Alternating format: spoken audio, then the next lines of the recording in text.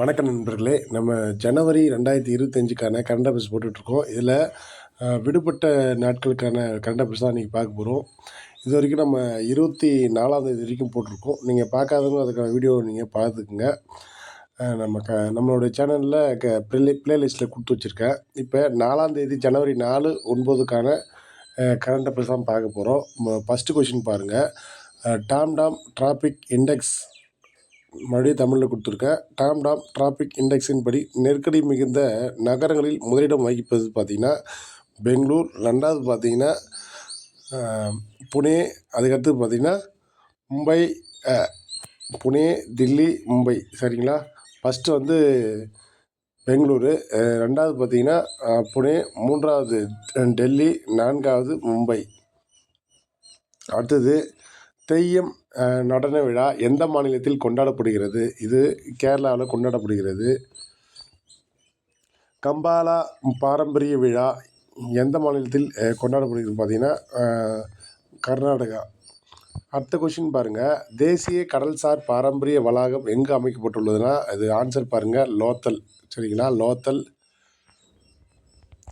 அடுத்தது 2 தினம் அதில் சொல்லியிருக்கேன் பாருங்கள். உலக ஹிப்னாட்டிசம் தினம் மற்றும் உலக பிரெய்லி தினமாக எந்த நாள் அனுசரிக்கப்படுகிறது பார்த்திங்கன்னா ஜனவரி 4.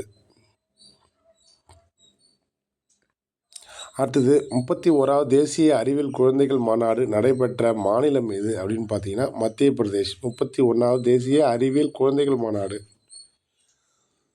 அதுக்கு அடுத்த கொஸ்டின் பாருங்கள். மத்திய பிரதேசத்தில் போபால் நகரில் 1984ஆம் ஆண்டு டிசம்பர் 3 மற்றும் 4க்கு இடையே ஏற்பட்ட விஷவாயு கசிவு கழிவுகள் ராஜஸ்தானின் எந்த நகருக்கு எடுத்து செல்லப்பட்டது?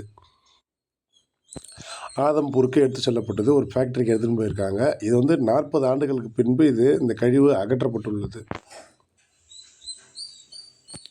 குடும்பம், சமுதாயம், பணியிடங்களில் வன்முறையால் பாதிக்கப்படும் பெண்களுக்கு ஆதரவு அளிப்பதற்காக தமிழக அரசு சகி ஒன் ஸ்டாப் மையத்தை துவங்கியுள்ளது.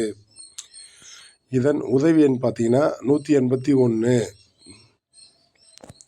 தமிழ்நாடு டர்ட்டில் கார்டியன்ஸ் மொபைல் செயலி தமிழக அரசு எதன் பாதுகாப்பிற்காக தொடங்கியுள்ளது?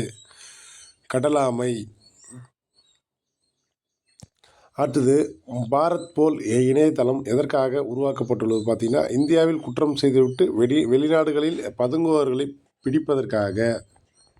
இந்திய தடகள கூட்டமைப்பின் தலைவராக நியமிக்கப்பட்டுள்ளவர் பகதூர் சிங்.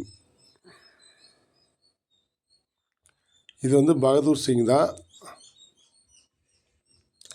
அடுத்தது வெளிநாடு வாழ் இந்தியர் தினம் ஜனவரி 9. பிரிக்ஸ் கூட்டமைப்பின் முழு நேர உறுப்பினராக இணைந்துள்ள 10வது நாடு இந்தோனேஷியா. இதுக்கான டெஸ்ட் வந்து நம்ம டெஸ்ட் லிங்க்கு டெலகிராம் குரூப்போடைய டெஸ்ட் லிங்க் நான் கொடுத்துருக்கேன். நீங்கள் டெஸ்கிரிப்ஷனில் பார்த்து நீங்கள் டெஸ்ட் அட்டன் பண்ணிக்கலாம். தேங்க்யூ.